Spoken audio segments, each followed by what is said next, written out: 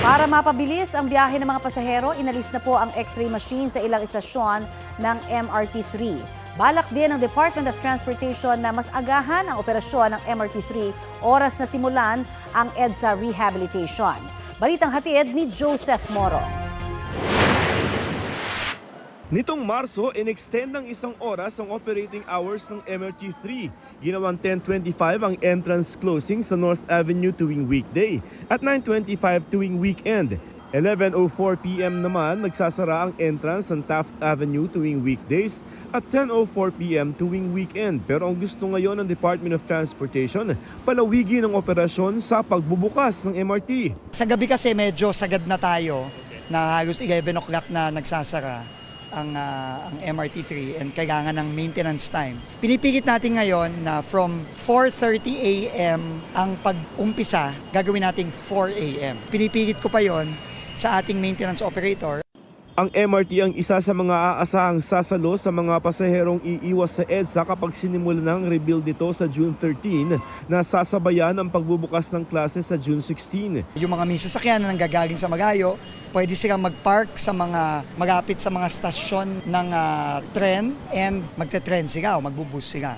Kaya naman gusto nilang alisin ang iba't ibang nagdudulot ng pagkaantala gaya ng X-ray machine na bahagyang nakakabagal daw sa pag-usad ng mga pasahero. Medyo malilit na ako eh. For safety reason po. Okay, pero pag marami kayo? Carry lang kasi willing to wait naman din ako. Binaklas na ang X-ray machine sa Bonnie Avenue Station at isusunod ang mga nasa iba pang istasyon ng MRT.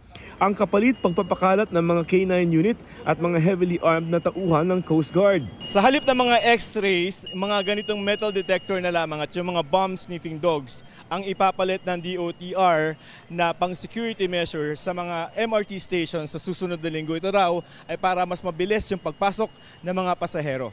May ilang kinakabahan sa pagtatanggal ng mga X-ray machine. No, please don't.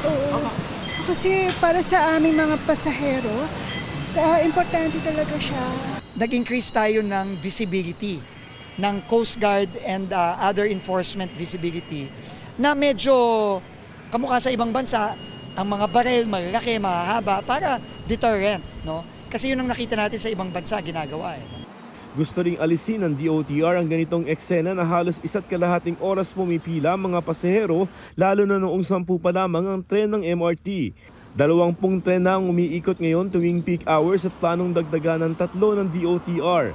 Ang dating pagpila na umaabot sa 30 to 45 minutes, magiging 5 hanggang 10 minuto na lamang. 30 minutes ang mawawala sa pila time at saka sa travel time ng mga kababayan natin. Babaklasin din at aayusin ang signage na ito na napulaan sa social media dahil hindi raw mabasa ng maayos dahil sa kulay at disenyo. Ang signages at ang wayfinders sa mga airport, train station, napaka-importante niya. Kasi nagdadagdag yan sa kaginhawaan ng experience ng mga commuter.